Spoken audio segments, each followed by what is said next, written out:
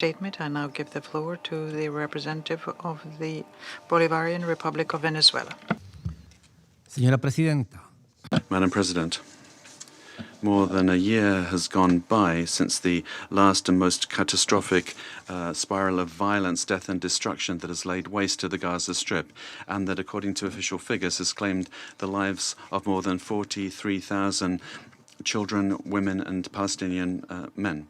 However, this figure doesn't include those that still may be under the rubble and may be only a fraction of the real number of the dead. We express our condolences to the families and loved ones of all the innocent civilians who have been killed or wounded as a consequence of the Israeli genocide currently underway.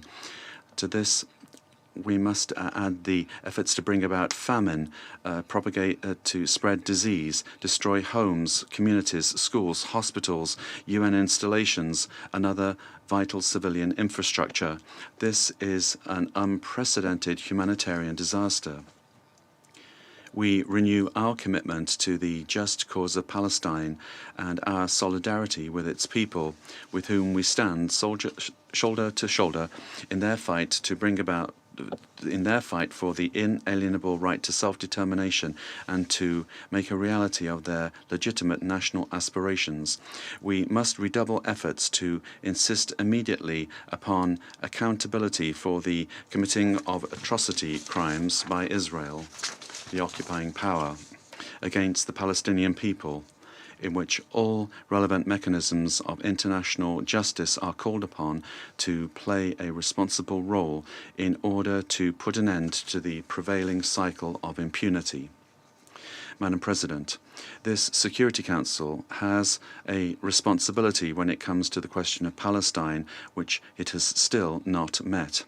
This is the organ that has the responsibility to maintain international peace and security, according to the mandate of the United Nations Charter. However, up until now, it has been prevented from exercising its functions due to the veto that is continually emitted by the United States. Over time, this has led to a framework of impunity that only favors the occupying power, causing great loss and suffering for the Palestinian people, particularly in these dark days in the Gaza Strip. In this context, we condemn the decision by Israel to systematically violate its legally binding obligations, including those deriving from norms of international humanitarian law,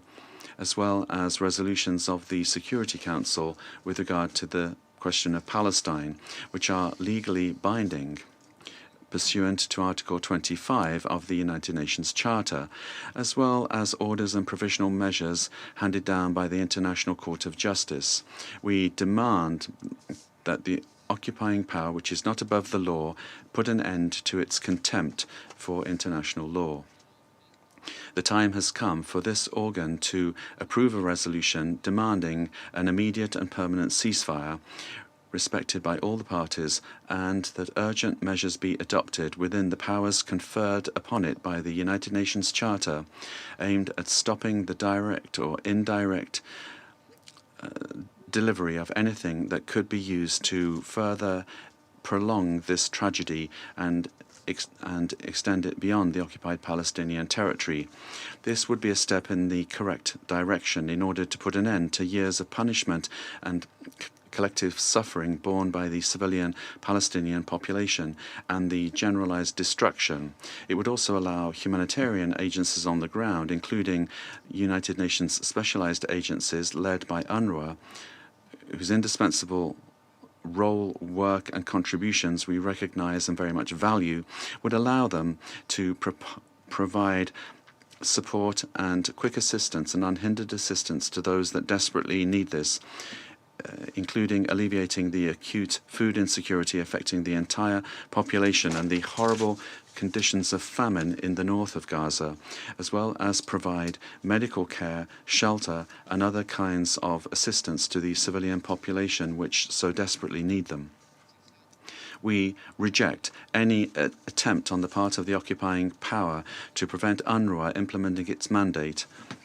and to effectively continue its work on the ground. We reject any attempt to evict the agency from its offices in occupied East Jerusalem, and seize UN property, and also any attempt to strip it of its privileges and immunities. These illegal actions must cease. Madam President,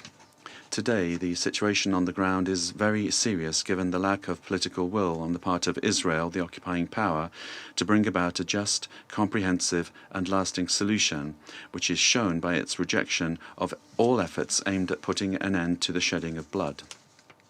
This is confirmed by its latest action, from the threats against more than 470,000 civilians in the north of Gaza, in the framework of an ethnic cleansing policy known as the General Plan, and its attempts to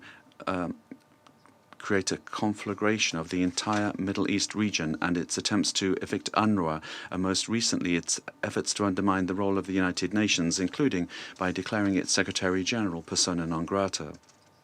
We reject this decision, and we condemn the repeated attacks of Israel against the sovereignty and territorial integrity of the Islamic Republic of Iran, the Syrian Arab Republic, and of Lebanon, which is a demonstration of its clear intention to expand the conflict to the entire Middle East region, with devastating consequences, both regionally as well as globally, if the occupying power is allowed to continue with its military incursions into the territory of other sovereign and independent nations. Moreover, we would like to take this opportunity to reiterate that the establishment of peace in the Middle East requires the withdrawal by Israel from all Arab-occupied territories, including the occupied Syrian Arab Golan and Lebanese territories. Madam President, in conclusion, the Bolivarian Republic of Venezuela reaffirms its commitment to contributing to preserving a credible political horizon which could lead to a just, comprehensive and lasting solution to the Israeli-Palestinian conflict in conformity with international law and relevant resolutions of the United Nations, leading to the inalienable